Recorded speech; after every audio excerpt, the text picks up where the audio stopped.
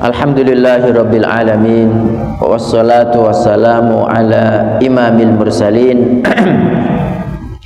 nabiyyina Muhammadin wa ala alihi wa ashabihi ajma'in, amma ba'd. Subhanaka la ilma lana illa ma 'allamtana innaka antal alimul hakim. Allahumma anfa'na bima 'allamtana wa 'allimna ma yanfa'una warzuqna ilman yanfa'una.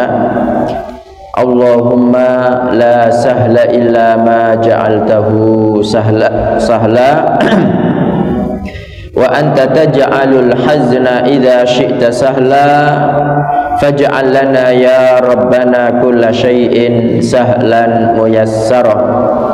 Allahumma inna na'udzu bika min ilmin la yanfa' wa min qalbin la yakhsha' wa min nafsin la tashba' wa min da'watin la yustajabu laha. Rabbi shrah li sadri wa yassir li amri wahlul 'uqdatam min lisani yafqahu qawli.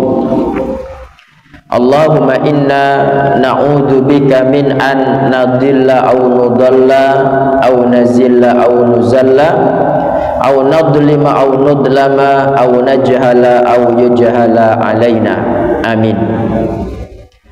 Bapak-bapak, ibu-ibu dan saudara sekalian yang mudah-mudahan panjenengan semua senantiasa mendapat barokah, mendapat barokah, ridho, ampunan dan rahmat dari Allah Ta'ala. Alhamdulillah, malam hari ini Allah Ta'ala memudahkan kita berkumpul bersama kembali di masjid ini. Bapak Ibu, kita mempelajari hadis-hadis Nabi Sallallahu Alaihi Wasallam dari kitab Bulughul Maram.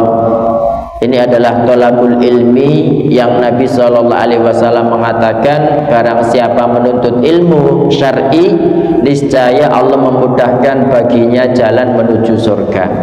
Makanya kita bertawassul kepada Allah Ta'ala dengan amal soleh yang malam hari ini kita lakukan. Bapak Ibu, mudah-mudahan Allah Subhanahu Wa Ta'ala mengampuni kita semua, menutupi keburukan kita semua, merahmati kita dan memasukkan kita semua dalam surga Firdaus yang paling tinggi tanpa azab maupun hisab. Amin. Ibnu Hajar rahimahullah berkata dalam kitab Bulughul Maram, Kitabul Janaiz, wa an Aisyata radhiyallahu anha qalat, dari Aisyah radhiyallahu anha berkata, kuffina Rasulullah sallallahu alaihi wasallam fi thalathati athwabin bidin sahuliyatin min kursuf laisa fiha qamisun wala imamah, muttafaqun alaih. Kuffina Rasulullah sallallahu alaihi wasallam, Rasulullah sallallahu alaihi wasallam dikafani fi thalathati athwabin bidin, pada 3 kain putih. Athwab, thawb itu kain, bidin berwarna putih, sahuliyatin buatan daerah Sahuli. Jadi di Yaman, Bapak Ibu, itu ada satu desa atau satu kota namanya kota Sahul, ya, terkenal sebagai kampung yang menenun kain. Ya, sama seperti di Sidoarjo kan ada kota batik gitu kan ya. Nah, seperti itu. Nah, karena kain itu buatan daerah tersebut, maka dinisbatkan kepada nama kota, yaitu kota Sahuli. Makanya disebut 3 kain putih Sahuli min kursuf, yang terbuat dari kapas. Kursuf itu kapas. Laisa fiha qamisun wala imamatun, tidak terdapat pada kafan beliau itu, ya, pada kain-kain beliau itu tidak ada gamisnya, juga tidak ada surbannya. Jadi imamah itu surban, Bapak Ibu, yang biasa dipakai orang Arab itu loh. Jadi intinya Aisyah radhiyallahu anha mengatakan bahwa Rasulullah sallallahu alaihi wasallam dikafani dalam 3 apa tadi? Kain putih buatan daerah Sahuli, terbuat dari kapas, dan kain itu tidak ada gamisnya, tidak ada sorbannya. Kenapa? Karena kadang-kadang orang itu kalau laki-laki kan afdolnya kan 3. Itu kadang-kadang kalau dia pakai sarung, pakai baju itu boleh Bapak Ibu, kemudian tinggallah 1 kain saja gitu loh. Oke. Tapi penjelasannya di sini Nabi tidak pakai gamis, beliau juga tidak pakai sorban. Hadisnya sahih Bapak Ibu karena diriwayatkan oleh muttafaqun alaih. Muttafaqun alaih itu Imam Bukhari dan Muslim ya, menyepakati kesahihannya. Nah, pelajaran pertama yang kita ambil dari hadis ini, Masya Allah, matur nuwun, alhamdulillah. Pelajaran pertama Bapak Ibu yang kita dapatkan dari hadis ini, bahwasanya yang paling afdol ketika mengkafani mayit itu dengan 3 kain putih. Loh, boleh tidak dengan selain kain putih? Boleh, tidak menjadi masalah, yang penting suci kan. Tetapi yang paling afdol adalah kain putih. Itu Bapak Ibu ya, kain putih. Para ulama fikih berkata, yajibu takfinul mayyiti min malih, ya, wajib mayit itu dikafani dari hartanya. Fa illam yakun lahu malun, kalau dia tidak punya harta, fakafanuhu ala man talzamuhu nafaqatuh, maka kain kafannya itu menjadi kewajiban orang yang wajib menafkainya. Jadi orang ketika meninggal dunia, Bapak Ibu sekalian yang dirahmati Allah Ta'ala, itu pertama kali hartanya itu adalah untuk biaya kepengurusan jenazah.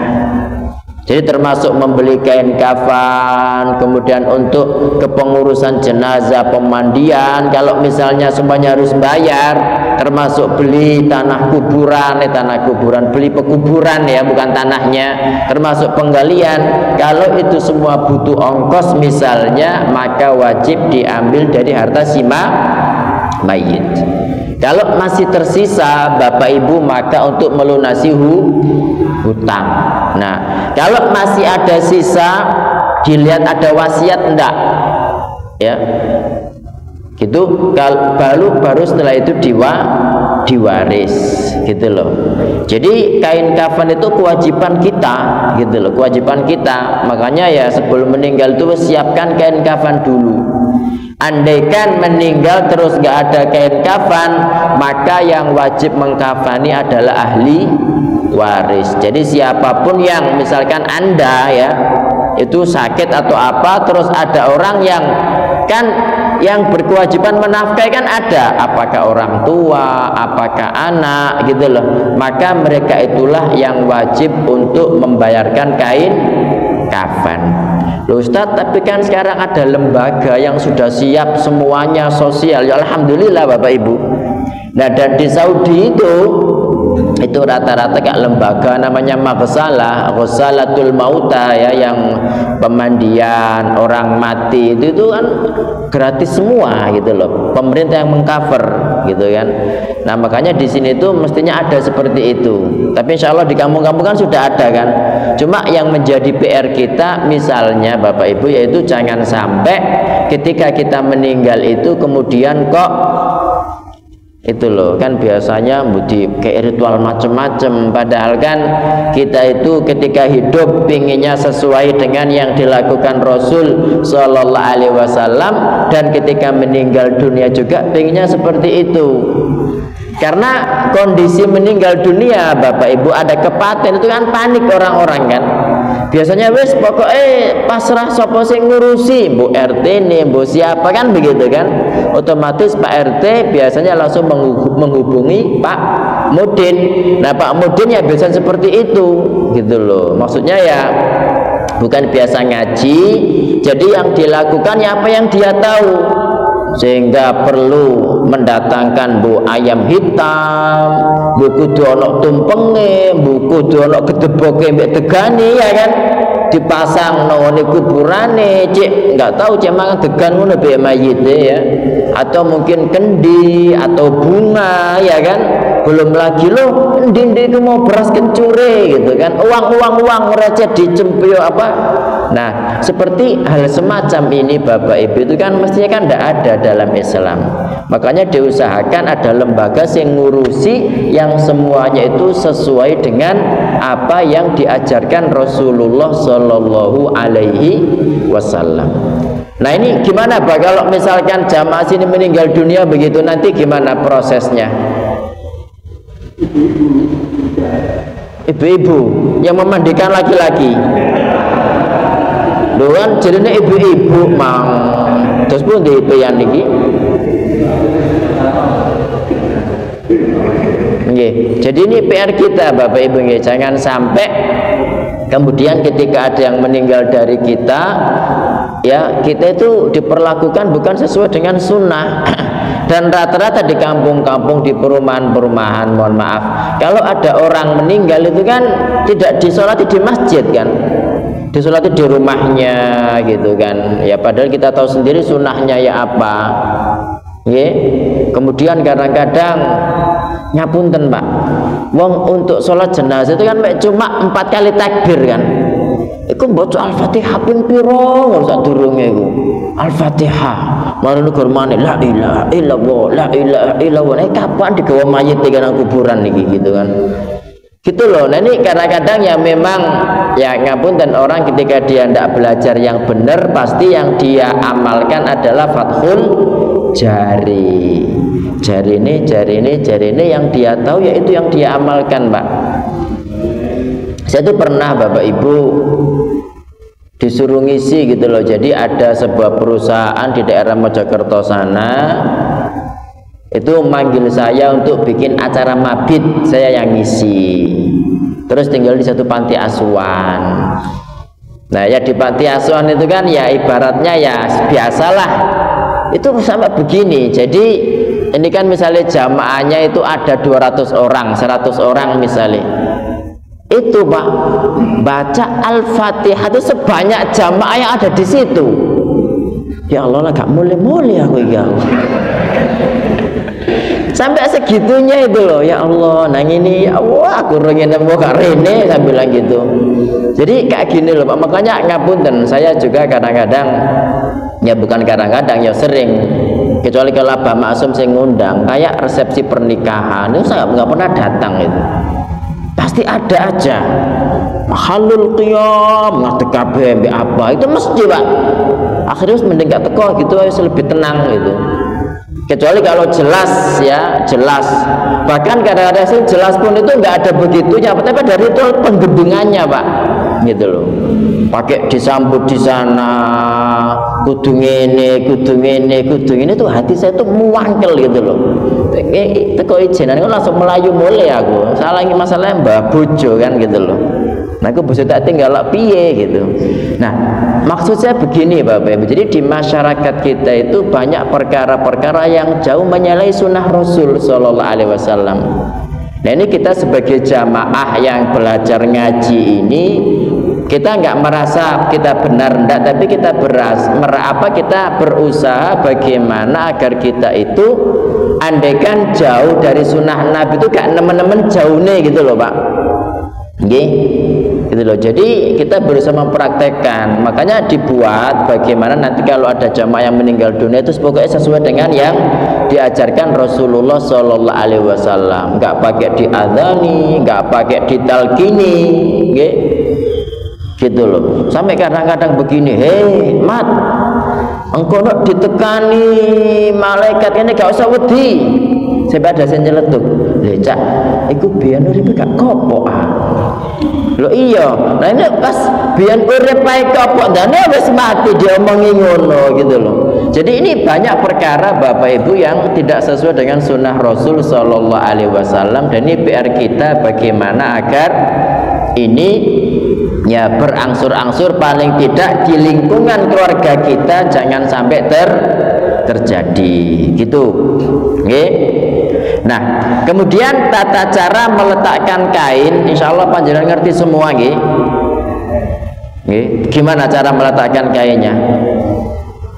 Ya, ditumpuk begitu, kemudian yang kanan, ya, terus yang kiri, baru kain kedua, baru kain ketiga, baru kemudian diikat seperti itu. Nggih. Baru kemudian nanti ketika di kuburan dilepas ikatannya. Loh Ustaz, kalau nggak dilepas ya apa? Ya enggak apa-apa.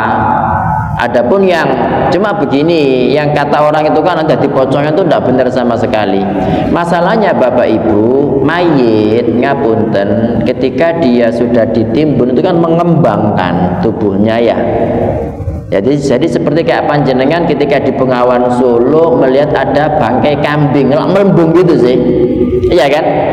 Nah, mayit juga seperti itu. Nah, ketika dia mengembang, sementara kainnya ini belum dilepas, lah mes koyok pohon sing tambah besar terus keikat begitu. Lah tahu sampean sih pohon keikat terus tambah besar ya kan?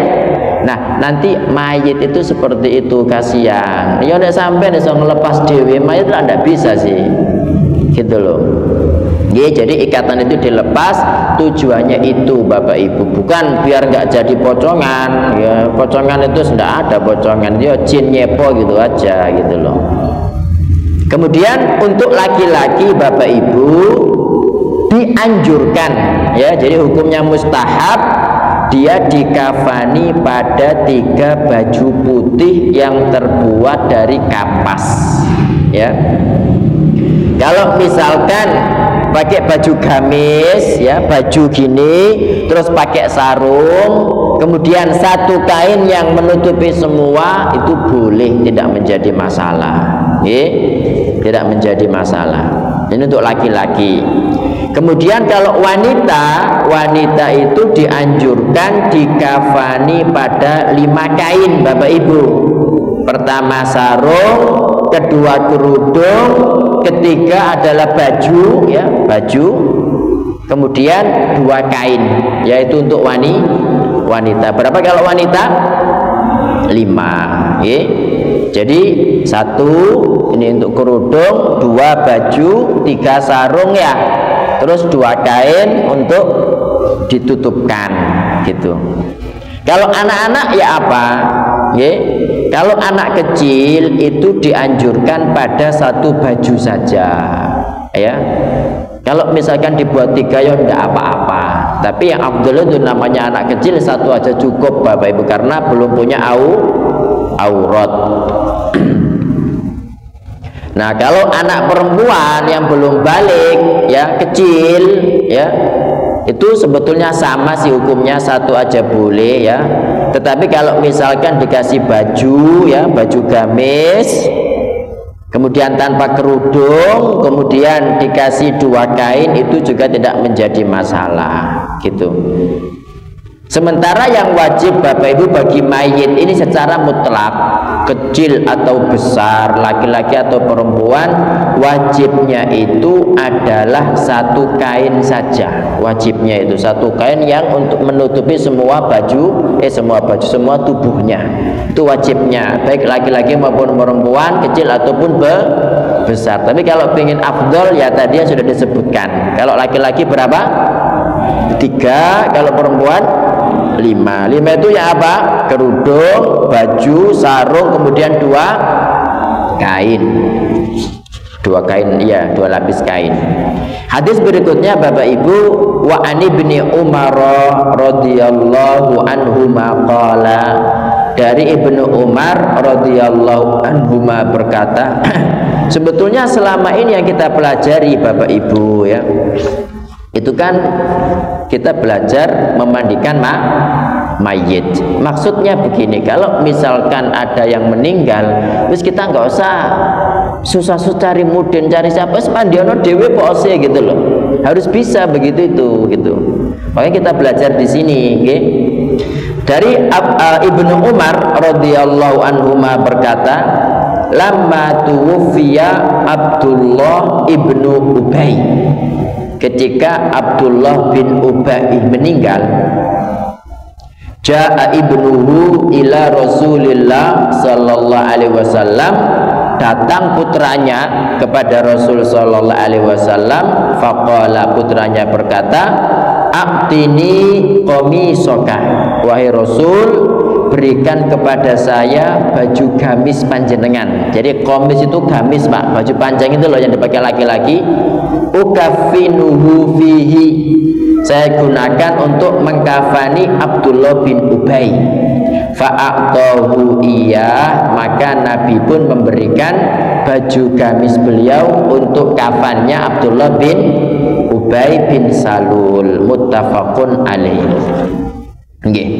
Jadi Bapak Ibu sekalian yang dirahmati Allah Ta'ala, Abdullah bin Ubay bin Salul ini pemimpin orang-orang munafik di kota Madinah. Semua sahabat tahu kalau dia munafik, ya, semua sahabat tahu kalau dia munafik. Cuma dia punya jasa, Bapak Ibu. Ketika Abbas bin Abdul Muttalib, siapa Abbas bin Abdul Muttalib? Paman Nabi. Ketika Abbas bin Abdul Muttalib, paman Nabi Shallallahu Alaihi Wasallam, dia kan ditawan dalam perang Badar, ya. Jadi Abbas ini ditawan dalam perang Badar, jadi dia ikut perang melawan kaum muslimin, gitu loh. Cuma terpaksa paling. Makanya Nabi Shallallahu Alaihi Wasallam berpesan kepada para sahabat, jangan membunuh Bani Hashim yang ikut berperang karena mereka terpaksa. Makanya Abbas ini setelah ditawan dalam perang Badar, dia dibawa masuk ke kota Madinah. Nah, ketika masuk di kota Madinah itu, Abdullah bin Ubay bin Salul itu langsung melepas bajunya dan memberikan pakaiannya untuk Abbas ini, ya. Nah, Abdullah bin Ubay bin Salul ini pemimpin di suku Khazraj, Bapak Ibu. Dia ini hampir mau dijadikan presiden, gitu loh. Cuma ketika Nabi Shallallahu Alaihi Wasallam datang, akhirnya nggak jadi. Makanya dia benci kepada Islam. Dia kafir kan. Cuma karena Islam sudah kuat, dia tidak berani menampakkan kekufurannya. Makanya dia berkulitkan Islam, tapi wedele isek kafir. Itu Abdullah bin Ubay bin Salul, munafik, Pak. Ya, semua sahabat tahu. Sampai ada sahabat itu yang pingin minta izin untuk membunuh dia. Kata Nabi, jangan. Kenapa jangan? Jangan sampai ada orang yang mengatakan bahwa Muhammad itu membunuh sahabatnya. Ya, karena dia secara casing muslim, sholat, puasa, haji, jihad juga ikut, gitu loh, Pak. Ya, cuma dia itu wedelnya adalah wedel orang kafir. Cuma dia casingnya muslim, makanya lebih berbahaya. Karuan Yahudi Nasrani, ya kan. Nah, ini serigala berbulu domba. Cuma putranya, Bapak Ibu, putranya Abdullah bin Ubay bin Salul ini sahabat tulen, dia laki-laki soleh, masya Allah gitu. Nah, ketika meninggal dunia, putranya datang, ya, minta kepada Nabi baju gamis Nabi untuk dijadikan sebagai kain kafan bapaknya. Nah, ini mungkin ijtihad dari Nabi Shallallahu Alaihi Wasallam, atau juga karena untuk, ya, ibaratnya mengarem-arem hati putranya yang soleh, gitu kan. Nah, akhirnya Nabi Shallallahu Alaihi Wasallam memberikan baju gamisnya. Baju gamis beliau itu jadilah kain kafan Abdullah bin Ubay bin Salul. Tapi kira-kira baju gamis Nabi itu bisa menghindarkan dia dari azab kubur dan azab neraka? Enggak, ya enggak bakalan, ya, sama sekali enggak, ya, gitu loh, Bapak Ibu. Akhirnya Nabi Shallallahu Alaihi Wasallam menyolatinya, mengikuti pengkuburannya juga. Maka sama Allah diturunkan surat At-Taubah, ya, silakan dibuka, ya. Jadi larangan menyolati orang munafik, Bapak Ibu. Oke, sudah ketemu? Surat apa tadi? Ayat berapa? Kok Sopi? Ayat 84, ya, surat At-Taubah ayat 84. Mari kita baca. Wala tusol, nggak boleh pakai bismillah, ya, Taubah, ya. A'udzu billahi minasyaitonir rajim. Wala tusolli ala minhum mata abada wa la taqum ala qabrih innahum kafaru billahi wa rasulihi wa matu wa hum fasiqun wa la tusalli ala ahadin minhum mata abadan. Kamu Muhammad sekali-kali jangan menyolati seorang pun dari mereka yang mati selama-lamanya. Jadi kalau ada orang jelas-jelas munafik, zindik, kita nggak boleh sholat, Pak. Wala taqum ala qabri, dan jangan berdiri di atas kuburannya. Maksudnya jangan berdiri di atas kuburannya mendoakan. Berarti kita itu setelah menyolati, setelah menguburkan, disunahkan Bapak Ibu mendoakan si mayit. Ketika itu tidak boleh dilakukan atas orang munafik, berarti atas orang muslim boleh? Tidak boleh, gitu loh ya. Kenapa tidak boleh? Innahum kafaru billahi wa rasulihi, karena mereka kafir kepada Allah dan Rasulnya, wa matu wa hum fasiqun, ya, dan mereka mati dalam kondisi fasik, gitu Pak. Okay. Jadi akhirnya ya perbuatan Nabi dihapus dengan ayat tadi, tidak boleh gitu. Kalau kita tahu ada orang munafik, dan sekarang itu kan banyak orang munafik, Pak. Orang munafik itu apa sih? Ya sholat, ya zakat, ya haji, tapi dia itu jadi pasukan Yahudi Israel. Ada kan? Ada. Ono dibilang mati syahid, Pak, syahid bayi talakari. Itu ada.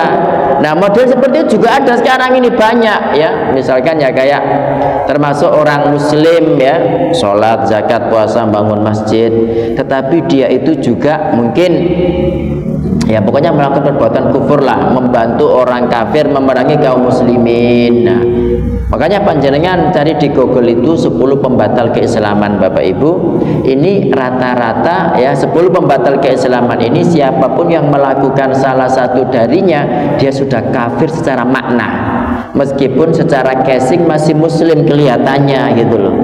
Itu banyak zaman sekarang, makanya bahaya. Nah, kita harus menghindari, jangan sampai kita melakukan itu, kita ngakunya muslim tapi rupanya sudah kafir di mata Allah Subhanahu wa ta'ala. Nah, kan ada syirik, ada sihir ya, ada menjadikan antara Allah dengan dia perantara. Nah, adapun yang selain itu semua itu adalah sifat-sifat orang munafik Bapak Ibu. Sifat-sifat orang munafik kan sekarang kan banyak. Misalkan ya, orang itu ya sholat, zakat, puasa, haji, tapi kemudian dia mengatakan, siapa bilang riba haram, ya kan? Siapa bilang yang mengatakan jilbab itu wajib bagi wanita, padahal dia sholat. Nah, kalau seperti itu Pak, dia muslim apa enggak? Yang betul muslim Pak, masih sholat, masih zakat, masih puasa, gitu loh. Jadi bahaya. Ini untuk hadits Abdullah bin Umar. Hadis berikutnya, wa ani bin Abbasin radhiyallahu anhuma, dari Ibnu Abbas radhiyallahu anhuma, anna nabiyya sallallahu alaihi wasallam qaal, bahwasanya Nabi sallallahu alaihi wasallam bersabda, ilbasu min thiyabikumul bid, kenakanlah dari pakaian kalian yang berwarna putih. Jadi pakai baju putih itu sunnah Bapak Ibu, perintah Nabi SAW.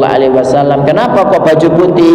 Fa innaha min khairi thiyabikum, karena baju putih itu merupakan sebaik-baik baju kalian.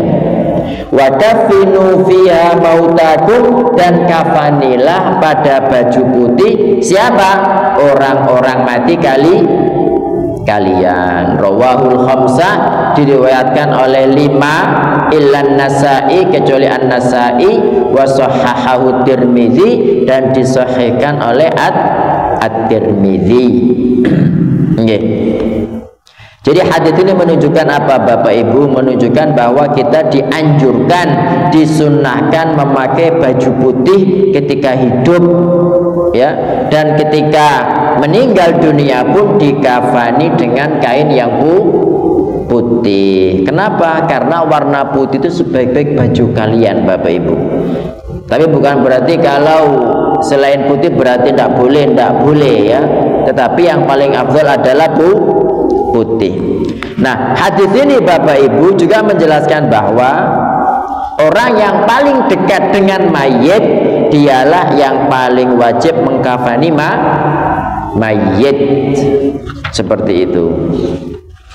Kemudian hadis berikutnya, wa an Jabirin radhiyallahu anhu qala, dari Jabir radhiyallahu anhu berkata, qala Rasulullah sallallahu alaihi wasallam, Rasulullah sallallahu alaihi wasallam bersabda, idza kafana ahadukum akhahu, jika seseorang dari kalian mengkafani saudaranya, falyuhassin kafanah, hendaknya dia memperbagus kafannya. Rawahu Muslim, hadis riwayat Muslim. Nah, ini perintahnya apa? Jadi perintah kepada kita semua agar memperbagus kafan. Lah, memperbagus kafan itu ya apa? Ya misalnya kainnya baru, Bapak Ibu, bukan kain lama 10 tahun yang lalu misalnya. Kemudian dari sisi warna putih. Kemudian pada tata cara, yaitu tata cara meletakkan kafan juga meletakkan dengan cara yang baik, sebagaimana tadi disebutkan, nggak diawur wae gitu loh, jadi ada tata caranya. Itu makna hendaknya seseorang dari kalian jika mengkafani saudaranya memperbagus kafannya, berarti memperbagus dengan warna yang putih, kemudian kainnya baru ya. Mahal apa enggak? Ya kalau terlalu mahal jangan. Dari sutra enggak usah lah, sutra berapa, kayak tengah-tengah aja. Karena sebaik-baik perkara itu yang tengah-tengah, enggak kapian, enggak kelean, tengah-tengah, itu yang paling bagus. Kemudian tata cara apa? Pengkafanan juga gitu Bapak Ibu. Kemudian wa an Jabirin radhiyallahu anhu qala, dari Jabir radhiyallahu anhu berkata, kana nabiyyu sallallahu alaihi wasallam, adalah Nabi sallallahu alaihi wasallam, yajma'u bainar rajulaini, menggabungkan antara dua orang, min qatla Uhud, dari orang-orang yang syahid pada perang Uhud, fi tsaubin wahidin, pada satu pakaian. Ini tsaub ini Bapak Ibu kayaknya salah. Yang benar itu qabrin wahid ya. Bukan satu pakaian tapi satu kuburan. Jadi fi tsaubin wahidin ini mungkin memang seperti itu di Bulughul Maram, tetapi sebetulnya yang benar dalam riwayat lain itu dalam satu kuburan. Tidak mungkinlah satu baju ya.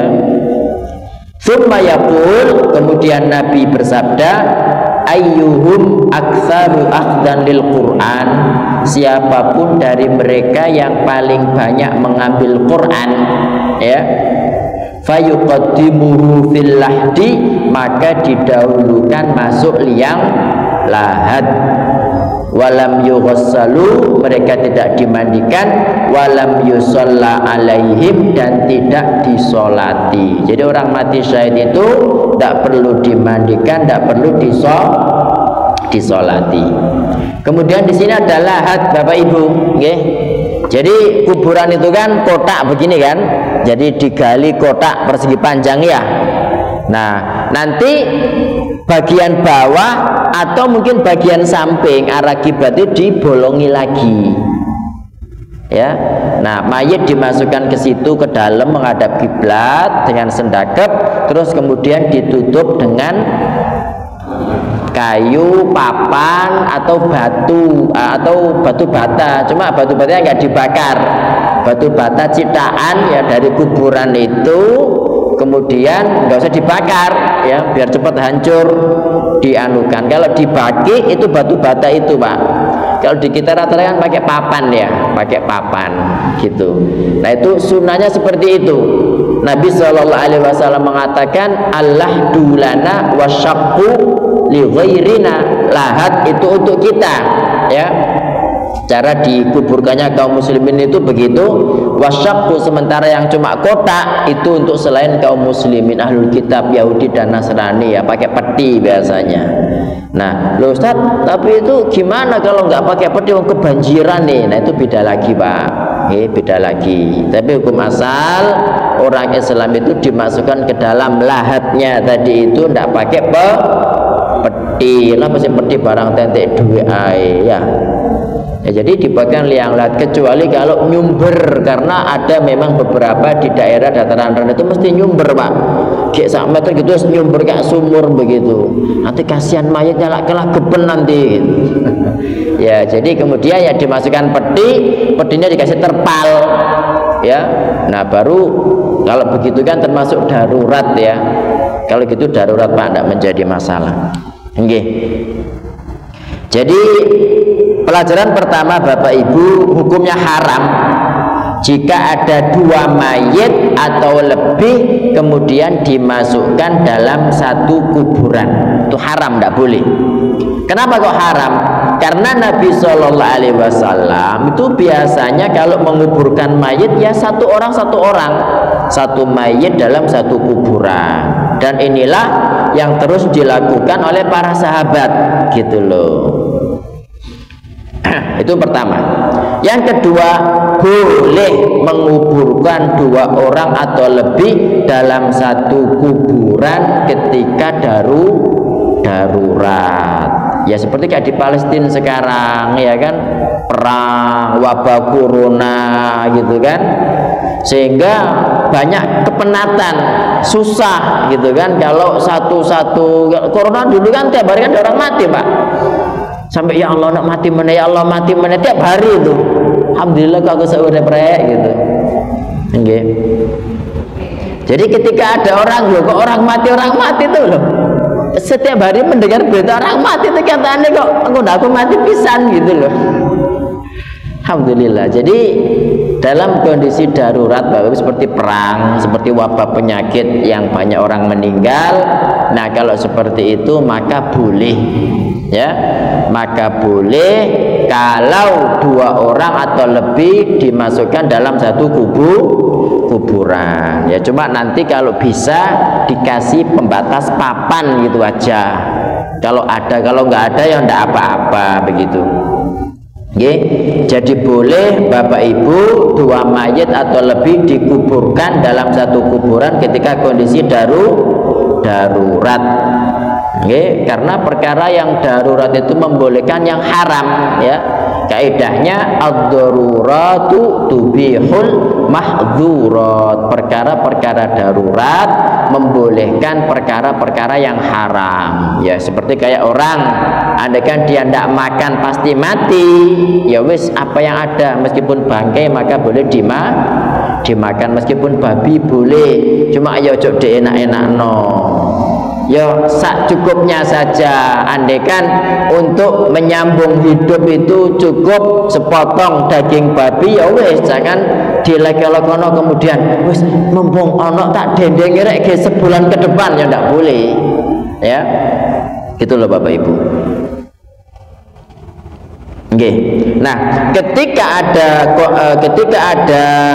kondisi darurat yang membolehkan untuk menguburkan mayit secara massal, maka didahulukan masuk dalam liang lahat itu siapa yang paling banyak hafal Al-Quran. Nabi kan mengatakan ayyuhum aktsaru akhdan lil Quran, siapa dari mereka yang paling banyak ngambil Quran, maksudnya paling banyak hafal Quran. Disebutkan ini Nabi, maka dia yang didahulukan masuk liang lahat gitu Bapak Ibu. Okay? Nah, hadis ini menunjukkan keutamaan ilmu, keutamaan orang yang ngerti Quran gitu kan, dan orang yang mempelajari ilmu syar'i itu, ilmu syar'i ini meninggikan derajatnya di dunia dan di akhirat. Begitu. Kemudian pelajaran berikutnya, orang mati syahid itu tidak perlu dimandikan, tidak perlu disolati. Nggih. Nah, para ulama berbeda pendapat sekarang.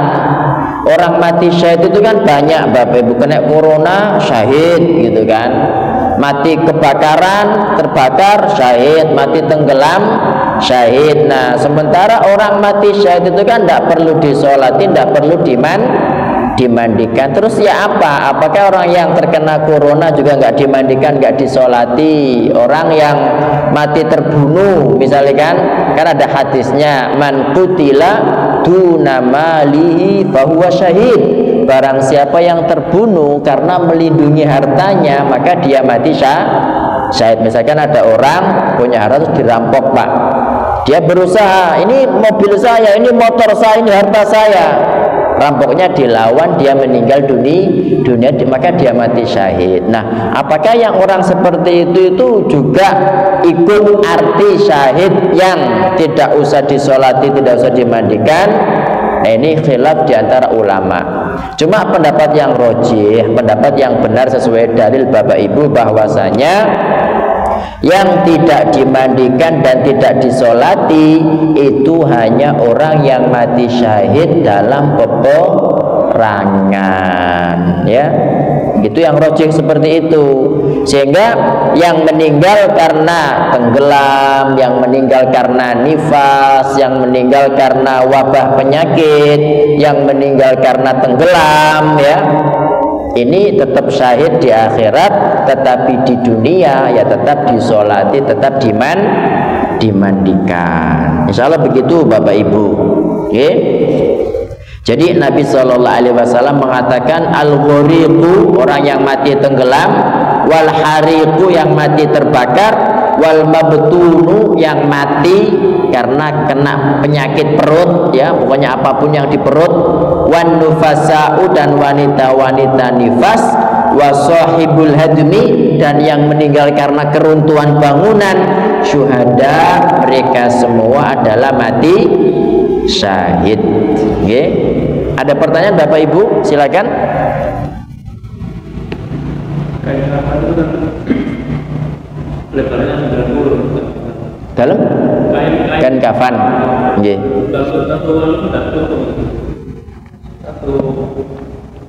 Satu lapis itu enggak jajar. Jadi kalau ditutupkan begini nggak tutup, nggak cukup. Tapi ini kan tiga potong, 3 lapis. Jajar luar yang Nggih.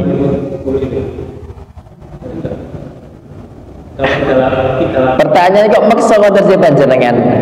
Enggak, maksudnya nggih, memang rata-rata begitu. Sebetulnya tadi yang wajib kan cuma 1 potong. Yang wajib kan cuma 1 potong. Nah, karena kondisinya cuma 90 sehingga nggak cukup, maka dibeber-beber begini biar cukup gitu tah. Iya, ya kalau memang adanya begitu ya gimana lagi. Tapi yang di pasaran itu berapa? Yang cari lebih lebar enggak ada? Hah? Ada lebih lebar? Itu Pak, ada.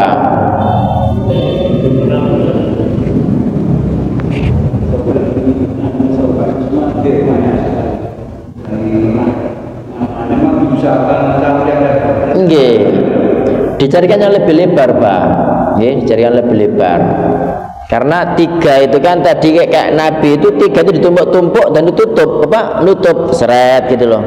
Jadi kayak misalkan buku ini kan, ini mayatnya. Ya. Ya betul nopo-nopo. Jadi seret gini itu nutup gitu loh. Daya dicarikannya lebih lebar ndak ada. Lebih lebar lagi ndak ada. Ndak ada, adanya cuma itu tok. Dalam dijahit. Oh, dijahit tidak menjadi masalah. Kalau bisa dijahit mawon.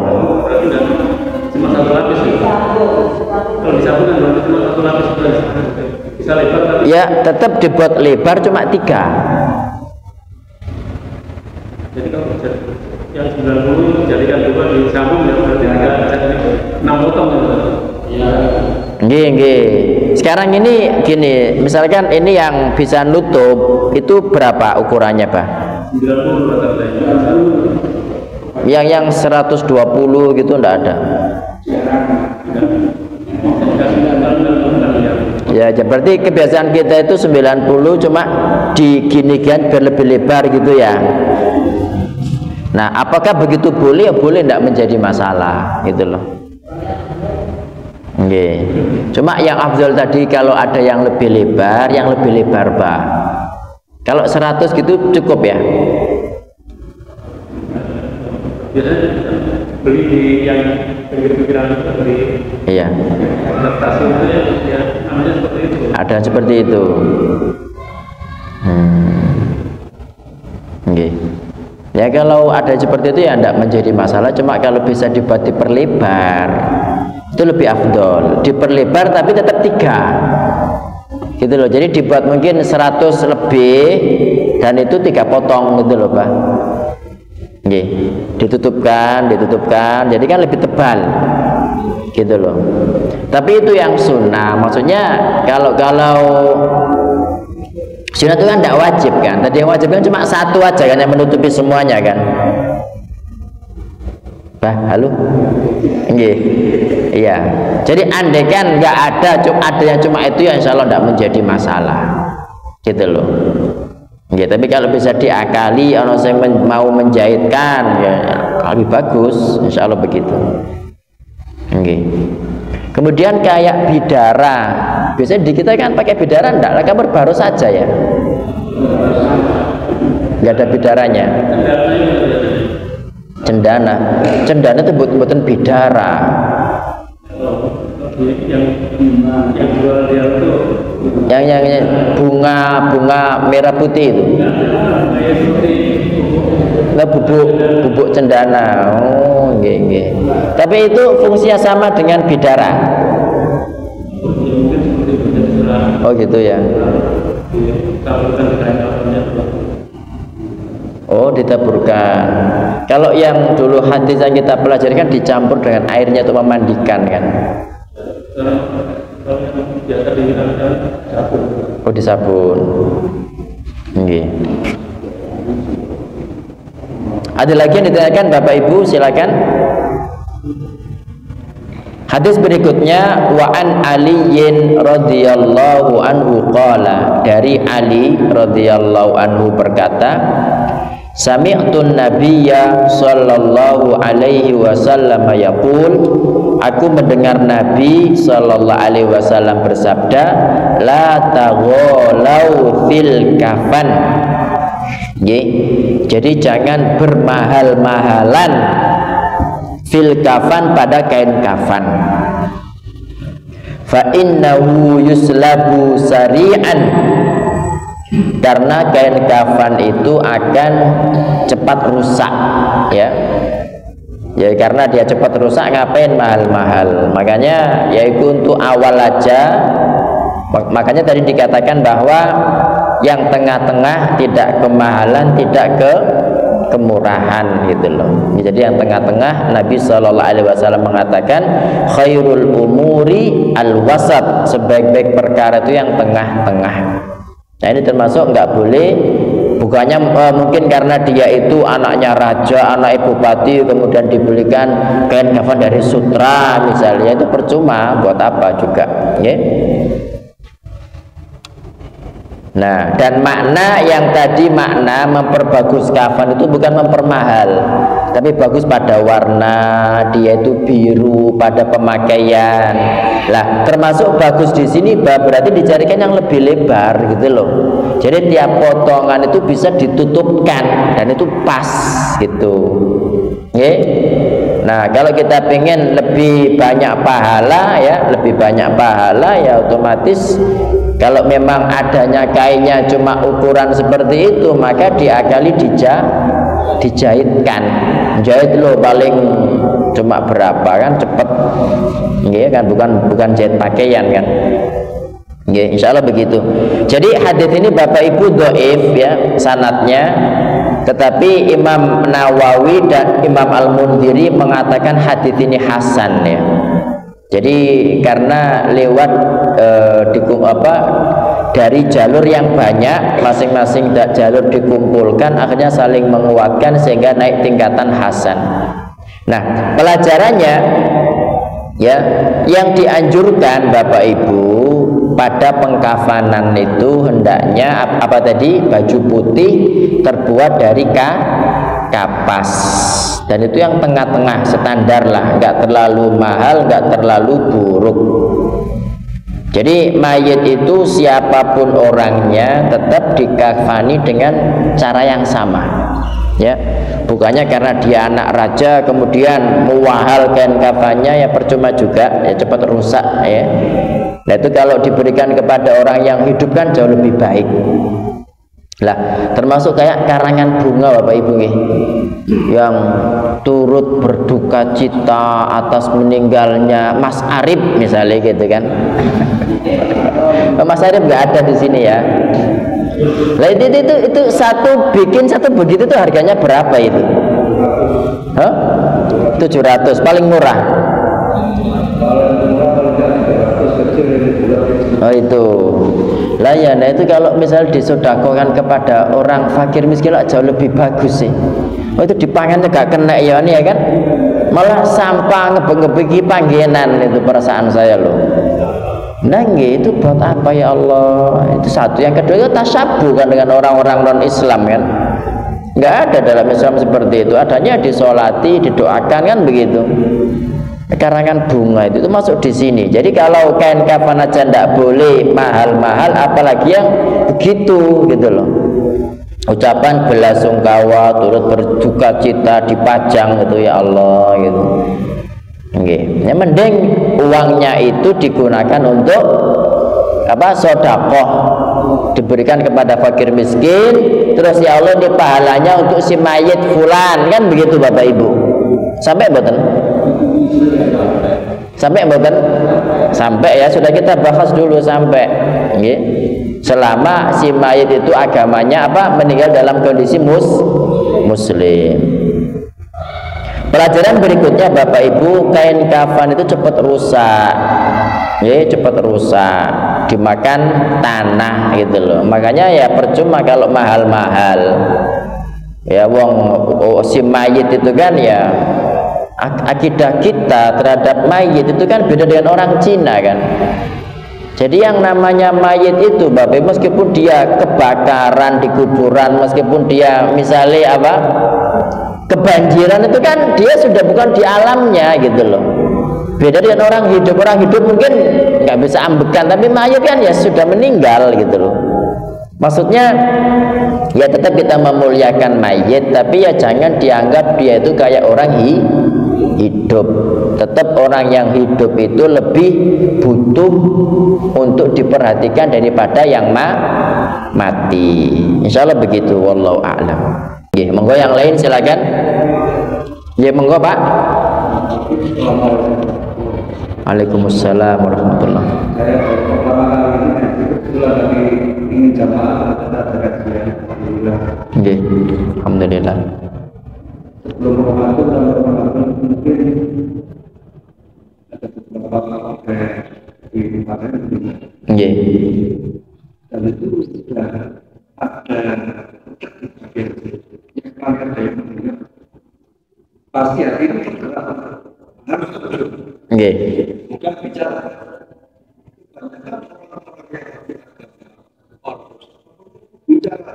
nggih. Praktek aja, beritahu mereka. Bener. Nggih. Memang punya ilmunya. Orang yang melaksanakan ini sudah punya ilmu. Karena itu ada orang itu. Nggih. Itu saya mencoba ikhlas itu pengantar saya. Ada beberapa yang saya laksanakan yang dikoreksi. Nggih. Karena itu adalah tidak tahu saya dalam hidup saya ketika dalam meninggal saya harus hadir di sini. Bukan di sini. Dan orangnya kan macam-macam ya di situ ya. Nggih. Orang ini ada RDI yang juga. Nggih. Terkait dengan Anda apa ini kan ya Terkait dengan apa? dengan dan rumah ketika dia kalian saya jawabnya apa kebiasaan motor di monggo mau nanti bisa dikoreksi juga karena saya tidak tahu mereka itu dari kelompok mana jadi biasanya bagaimana, tapi yang jelas ketika di situ saya harus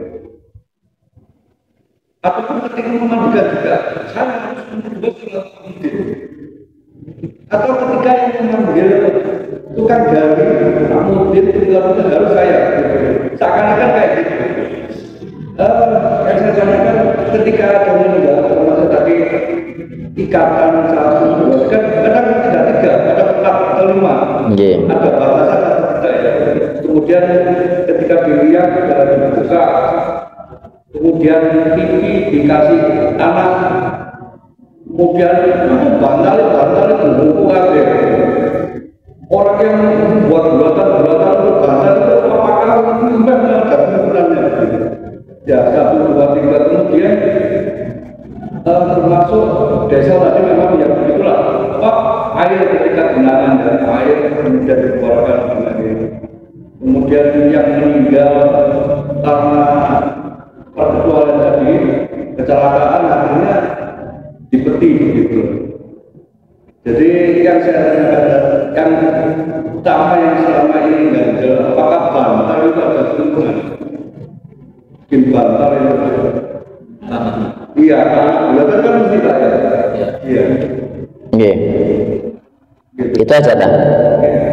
Iya. Jadi untuk ikatan itu yang nggak ada batasannya, secukupnya lah, selama dibutuhkan, gitu loh. Pokoknya biar kain kafannya itu ndak meret-medel gitu bahasanya. Jadi kalau 3 cukup ya 3 aja, kalau kurang cukup ya 4 ya ndak menjadi masalah. Gitu. Terus untuk bantal itu kan memang kan biar nggak dekelek begini kan, ya. Jadi karena ya kayak orang tidur itu kan, kita tidur itu kan sunahnya kan berbaring menghadap jadi kita anggota kanan itu tuh begini ketika tidur ya seperti orang mati gitu loh. Nah makanya biar agak enak kondisinya maka dikasih bantal. Sebetulnya nggak dikasih bantal nggak apa-apa, cuman kasihan mayatnya gitu loh, kasihan mayatnya.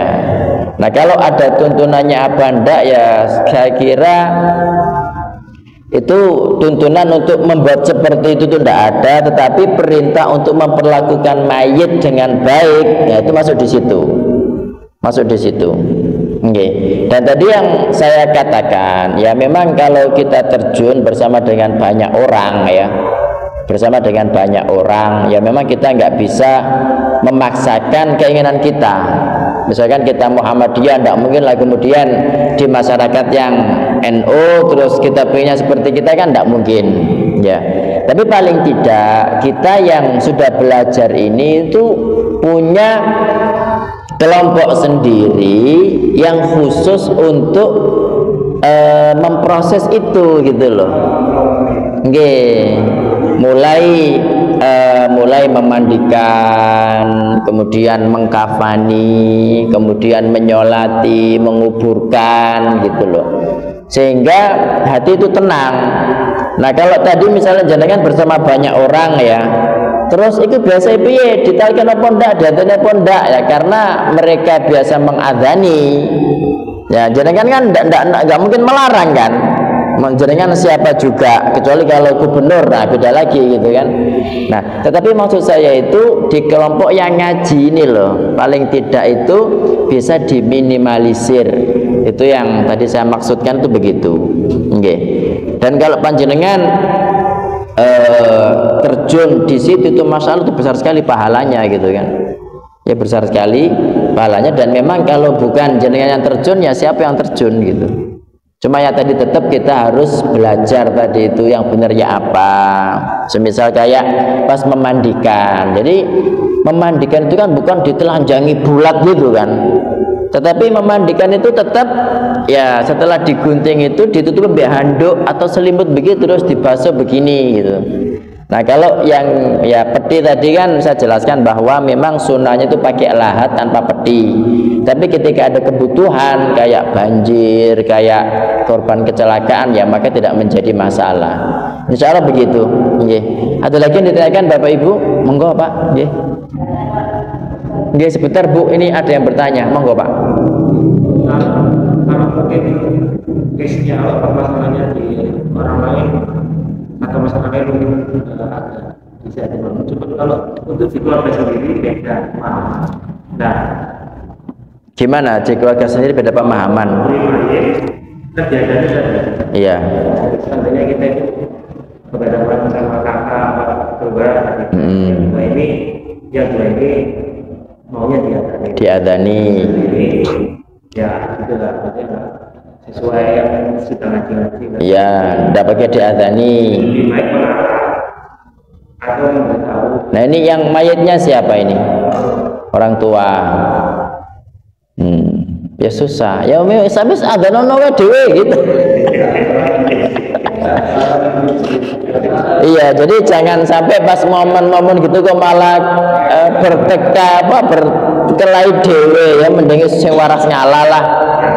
Iya, ya diomongi, Cak, nek menurut aku ya nggak usah diadzani wong Nabi gak pernah ngajarno, tapi nek sampean terserah, ngono aku ya ndak usah sih, ngono mbok sampean piye gitu kan ya. Iya, gitu loh. Ya akhirnya sampai di sini Bapak Ibu, jazakumullahu khairan. Jika ada yang benar itu semata-mata dari Allah Ta'ala, jika ada yang salah dari saya sendiri, saya beristighfar kepada Allah Ta'ala dan mohon dimaafkan. Barakallahu fikum, subhanakallahumma wa bihamdika, ashhadu an la ilaha illa anta, astaghfiruka wa atubu ilaik. Wassalamu alaikum warahmatullahi wabarakatuh.